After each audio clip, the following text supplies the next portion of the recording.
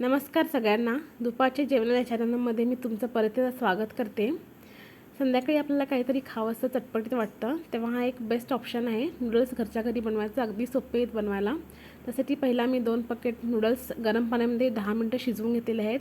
त्यानंतर ते स्टिकी होऊ नये म्हणून मी त्याच्यामध्ये थंड पाणी मिसळून साईडला ठेवलेलं आहे. त्यानंतर ज्या घरामध्ये भाज्या अवेलेबल आहेत त्या आपल्याला बारीक लांब कट करून घ्यायच्या आहेत. यासाठी तुम्ही कोबी, कांद्याची पात काहीसुद्धा वापरू शकता. मी गाजर आणि शिमला मिरची घेतलेली आहे आणि 7 ते 8 लसणीच्या पाकळ्या घेतलेल्या आहेत. त्यानंतर एका पॅनमध्ये नॉनस्टिक पॅनमध्ये तेल घ्या. त्याने लसणीच्या पाकळ्या आणि भाज्या मी क्रिस्पी भाजून घेतलेल्या आहेत. आपल्याला जास्त शिजवायचं नाही आहे. त्यानंतर जे नूडल्स आहेत ते घालून घ्यायचे आहेत. त्याच्यामध्ये मी रेड चिली सॉस 2 चमचे आणि ग्रीन चिली सॉस 2 चमचे, 1 चमचा व्हिनेगर, 2 चमचे सोया सॉस, थोडंसं मीठ आणि ब्लॅक पेपर पावडर घातलेली आहे. त्यानंतर हे सगळं आपल्याला हलक्या हातानं छान मिक्स करून घ्यायचं आहे. एकदम सोपे आहेत. अगदी आपण जे बाहेर खातो तसेच हे नूडल्स बनतात.